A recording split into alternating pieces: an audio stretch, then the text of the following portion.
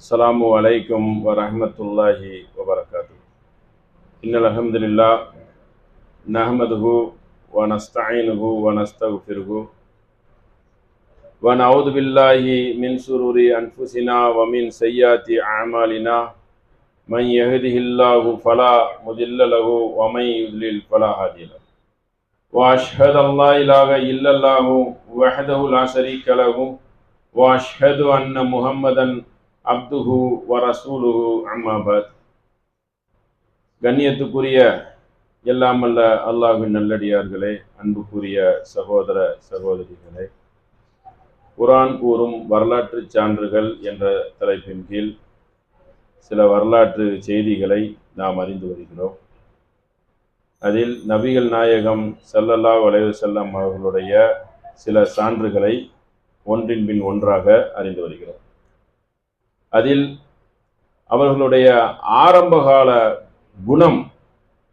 குண அதிசயம் எப்படி இருந்தது என்பதை ஆரம்பகால வகி இறை செய்தி வந்தது மூலியமாக அவங்களுடைய குணத்தை பற்றி நாம் அறிய முடிகிறது. அல்லாஹ்வும் குர்ஆன்ல அவங்களுடைய குணத்தை பற்றி சொல்லும் பொழுது உயர்ந்த குணத்தில் நீங்கள் இருக்கிறீர்கள் என்று அல்லாஹ்வும் கூறுகிறான். இந்த ஹதீஸ் செய்தியில் கொஞ்சம் விலாவரியாக வருகிறது. என்னதான் ஒரு மனிதனுக்கு கொள்கை கோட்பாடுகளில் ஒரு உறுதியான நிலைப்பாடு இருந்தாலும் ஒரு நற்குணம் என்பது ரொம்ப முக்கியம். அந்த நற்குணத்தை அவங்க மனைவியே விவரிக்கிறாங்க. ஏன்னா மனைவி தானே கூட இருப்பாங்க, இன்னும் தெளிவாக தெரியும். கூடவே பயணிக்கக்கூடியவர்களுக்கும் கூடவே உறவாடக்கூடிய ஒரு உறவு இருக்குது என்றால் அது மனைவி, அவங்களுக்கும் தெரியும். நபி ஸல்லல்லாஹு அலைஹி வஸல்லம் ஆரம்ப காலத்தில் பல தெய்வ மக்களுடைய அந்த குணங்கள் பிடிக்காம மது அருந்துவது, சூதாடுவது, வேற உலகத்துல என்னெல்லாம் கெட்ட பழக்கங்கள் இன்னைக்கு இருக்குதோ அந்த பழக்கத்தை எல்லாம் செய்து வந்தார்கள். இதை பார்க்க வேண்டாம், இது ஒரு வெறுப்பு தகுந்த காரியமா இருக்குன்னு சொல்லி ஒரு மன வெறுத்து என்ன செய்யறாங்கன்னா தவத்துக்கு போயிடுறாங்க. எல்லாரும் காட்டு முராண்டி மாதிரி இருந்தா என்ன செய்வாங்க, அதை விட்டு விலவி செல்வதற்குத்தான் பொதுவாக என்ன செய்வாங்க, நினைப்பார்கள். அப்ப நபி ஸல்லல்லாஹு அலைஹி வஸல்லம் என்ன செய்யறாங்கன்னா தவம் இருக்கிறாங்க. தவம் மார்க்கத்துல இருக்கக்கூடாது. ஆரம்பத்துல அந்த வஹி வர்றதுக்கு முன்னாடி அவங்க குணம் எப்படி சிறந்து விளங்கி இருக்குது என்பதை பாருங்கள், அதையும் பார்க்கணும்ல. அப்போ அந்த தவத்துல இருந்து வருவாங்க. அந்த ஹீரா குகை கிட்டத்தட்ட ஒரு 4 கிலோமீட்டருக்கு மேல இருக்கும், 3-4 மேல இருக்கும். அவ்வளோ ஒரு உசந்த இடம். அதுல ஏறி போவாங்க. மனைவி அங்க உணவு கொடுப்பாங்க. இல்லைன்னா உணவு இங்கேருந்து என்ன செய்திருவாங்க, உணவுனா ரொட்டி தான் எடுத்துட்டு மேல போயிருவாங்க. அந்த அமைப்பு எப்படி இருக்குன்னா அதுக்கு வரலாற்று சான்று தானே, இன்னைக்கு வரைக்கும் இருக்குல்ல. மேல ஏறணும் ஏறணும் ஏறணும் ஏறணும் ஏறிக்கொண்டே இருப்பாங்க. ஏறச்சல நம்மளை தள்ளி விடுற மாதிரி இருக்கும். உடல் ஆரோக்கியம் இருந்தாதான் அதை போய் பார்க்கவே முடியும். ரொம்ப முதிர்ந்த வயசோ இல்ல ஒரு உடல் ஆரோக்கிய சோகேடா இருந்தா பார்க்க முடியாது.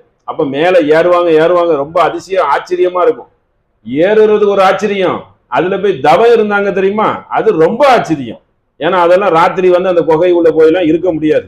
மேல போயிருவாங்க. போய் அப்படி லெப்ட் ரைட்டு அப்படி அப்படி அப்படி பெண்டாவி, அதுக்கப்புறம் அந்த காற்றுகள் புயல்கள்ல மலைகள் உருண்டு உளுந்து தானாகவே என்ன இருக்கும், ஒரு குகை மாதிரி இருக்கும். குகை அற்புதமா இருக்கும்.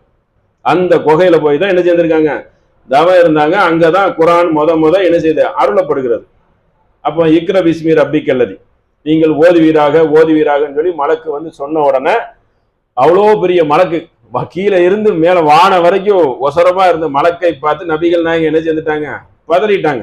பதறி ஒரு காய்ச்சல் வர்ற அளவுக்கு ஆயிடுச்சு. அப்போ வீட்டுக்கு என்ன செய்யறாங்க, ஜம்மிலூனி என்னை போர்த்துங்க எனக்கு நடுக்கமாக இருக்குது என்று கூறுகிறார்கள்.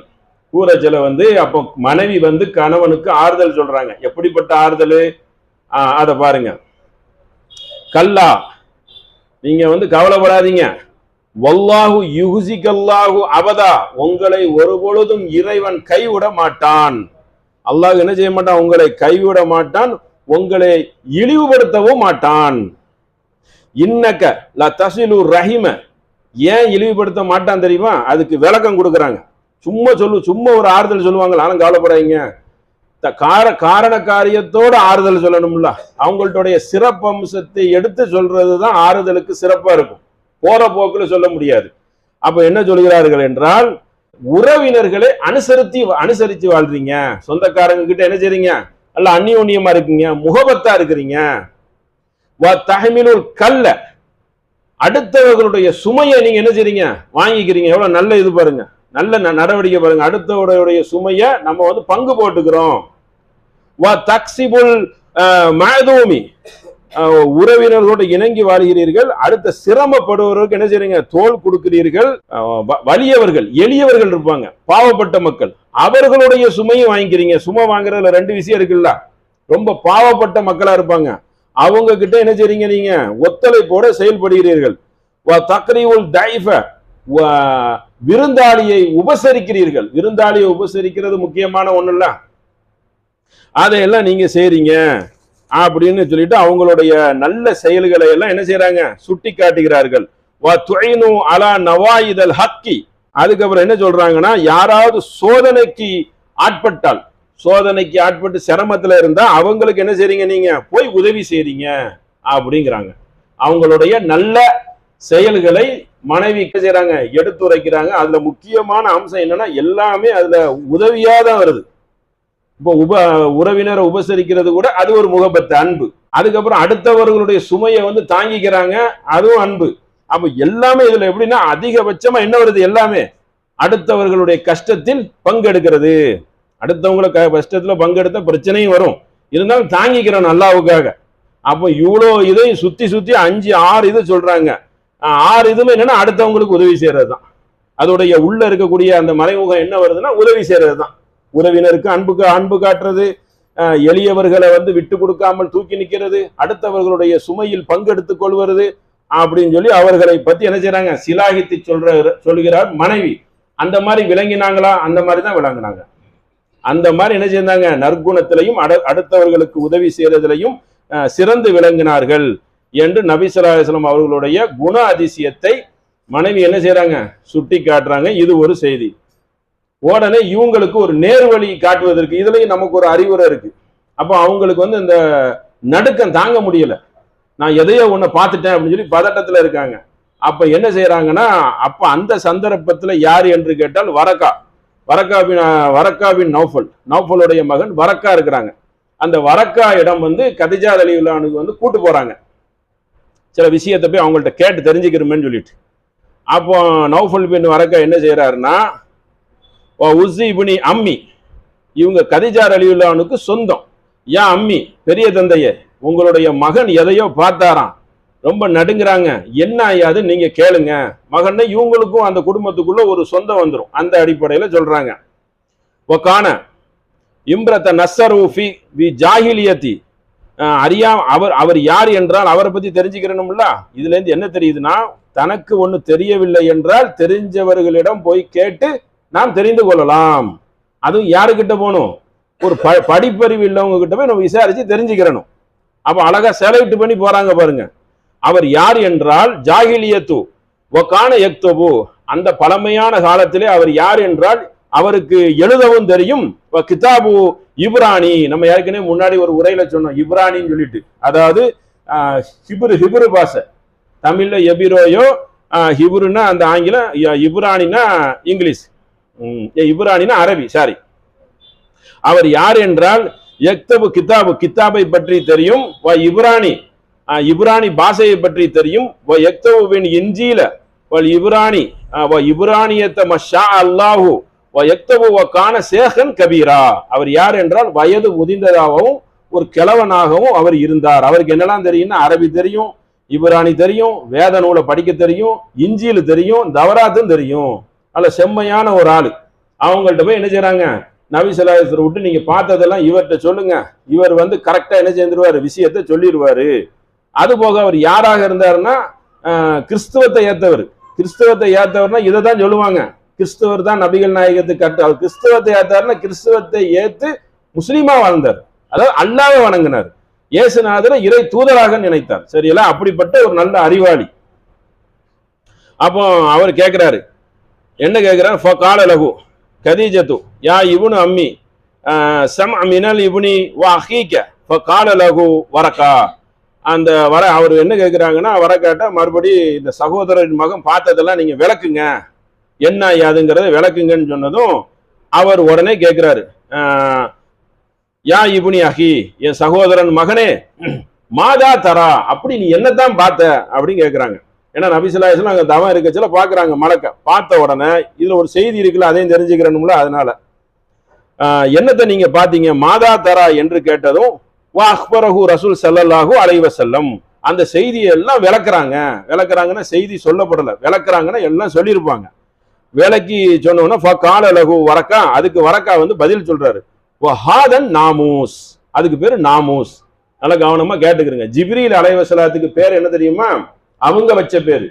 இஞ்சிலையும் தவராத்தையும் கடைப்பிடிக்கக்கூடியவங்க வச்ச பேர் என்னன்னு கேட்டா நாமூஸ். நம்ம ஜிப்ரீலுங்க. அப்போ உங்ககிட்ட வந்தது யாரு தெரியுமா? நாமூஸ். நாமூஸ் தான் வந்து உங்கள்கிட்ட வந்து சொல்லியிருக்கிறாரு, அல்லதி நஸல் அல்லாஹு அலா மூசா, அவர் தான் மூசாக்கும் வந்தாரு, மூசா நபிக்கும் வந்தாரு. ததஅன் வ யத்அன் வ அகூன ஹய்யன், நான் மட்டும் உயிரோட இருந்தால், அவர் சொல்றாரு, நான் அவர் உயிரோட இருக்கிற மாதிரி வயசானால, நான் உயிரோட இருந்தால் உங்களுக்கு என்ன செய்வேன்? அவர் கொண்டு வந்த செய்திக்கு நான் உங்களுக்கு பக்கபலமா இருப்பேன், உதவி செய்யறேங்கிறாரு. இங்க உதவி செய்யறேன்னு கேட்டா ஓட்ட முடிச்சிருவாங்க. வயசான ஆள் என்ன சொல்றாரு? உங்களுடைய கொள்கைக்கு நான் பக்கபலமாக இருப்பேன். இரையச்ச உள்ளவங்க அவ்வளவு தளர்ந்து போயிடக்கூடாது இல்ல. அப்ப என்ன சொல்றாரு? கவலைப்படாதீங்க, உங்களுக்கு நான் உதவி செய்வேன். எனக்கு ஏன் உதவி செய்யணும்? நபிகள் நாயகம் இப்படி பாக்குறாங்க. பார்த்த உடனே உங்கள்கிட்ட வந்தது சாதாரண விஷயம் இல்ல, சத்திய செய்தி வந்திருக்குது. இந்த செய்தியை கொண்டு போய் நீங்க சொல்ல போனா என்ன தெரியுமா ஆகும்? விளக்குறாங்க. அத யுஹ்ரிஜுக்கல் கௌமுக்க, உங்கள் சமுதாயம் உங்களை விரட்டி அடிப்பார்கள் அப்படின்னது நபி ஸல்லல்லாஹு அலைஹி வஸல்லம். ஆனா என்னையா விரட்டி அடிப்பாங்க?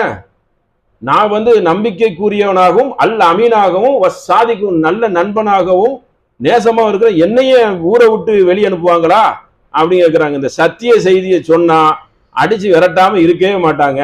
நல்லதை மட்டும் கரெக்டா சொன்னேன்னு சொன்னா என்ன ஆகும்னா பல பிரச்சனைகளை சந்திப்பாங்க.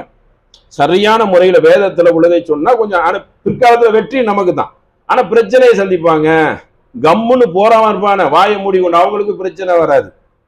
தீயதை செய்வான, அவனுக்கு என்ன வராது? பிரச்சனை வந்து அவன் தாங்கிக்கிடுவான். ஏன்? அவனே சொல்லுவான், உப்பு தின்னா தண்ணி குடிக்க தானே செய்யணும். மதுபான அருந்தி ஒருத்தன் போய் உடம்புல ஆபரேஷன் பண்ண அவன் என்ன சொல்லுவான்? நான் தான் தப்பு செஞ்சுட்டேங்க, எல்லாரும் சொன்னாங்க அப்படிங்குவான். அந்த நன்மை செய்யறவனுக்கு என்னன்னா பெரிய பாதிப்பா இருக்கும், ஆனா தாங்கிக்கிறவன் அல்லாவுக்காக. ஏன்?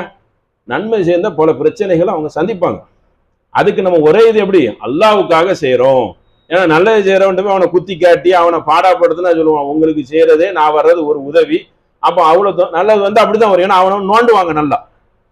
தீயவனை வந்து நோண்டுறதுக்கு என்ன இருக்கு? அவன் தான் தீயவன் தெரியுத. அப்போ இதுல ஒரு விஷயம் என்னன்னு கேட்டா, நன்மை செய்ய மட்டும் இறங்கி விட்டால் போதும், அதை யாரு அனுபவிக்கிறார்களோ அவங்களே நமக்கு எதிராக வந்து நின்றுவாங்க. அந்த அளவுக்கு நன்மை எல்லா தூதர்மார்களுக்கும் அப்படிதான் நடக்கும். சமுதாயத்துல எல்லாரும் புரட்சி சேர்ந்தாலும் அதுதான் நடக்கும். இதை நீங்க கவனத்துல எப்போ வச்சுக்கிறோம். ஏன் தெரியுமா? அதை கண்டு அஞ்சக்கூடாது.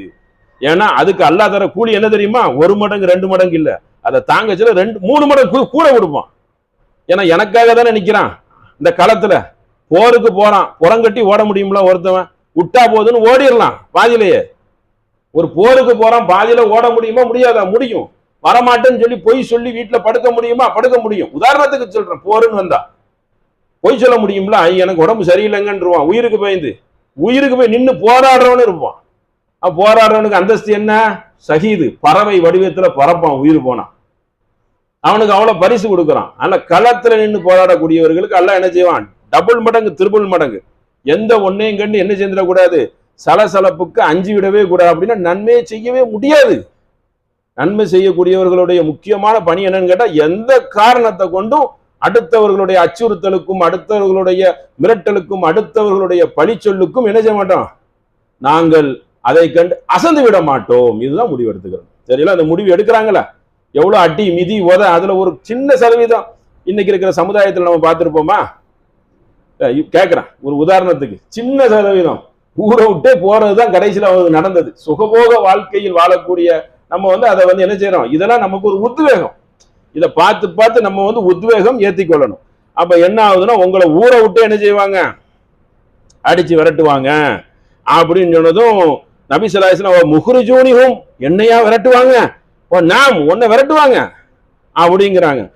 ஏத்தி ரஜுலுக்கு கத்த மா ஜெயித்த இல்லா ஊதிய வ இன் யுதிரிக்கி வா யௌமுக்க அன்சுருக்க. அவர் என்னலாம் சொல்றாருன்னா, உங்களை தான் விரட்டுவாங்க, அந்த நாளில் நான் ஹைய உயிரோட இருந்தால் ஓ அன்சுருக்க உங்களுக்கு உறுதியாக நான் உதவி செய்வேன் அப்படின்னு அவர் ஒரு வாக்குறுதியை கொடுக்கிறார். அப்புறம் அந்த ஹதீஸ் முடியுது. எப்படி முடியுது?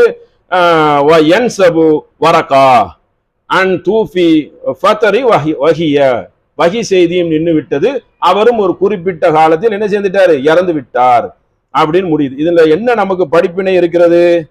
படிப்பினை இருக்குதா இல்லையா? இருக்குது.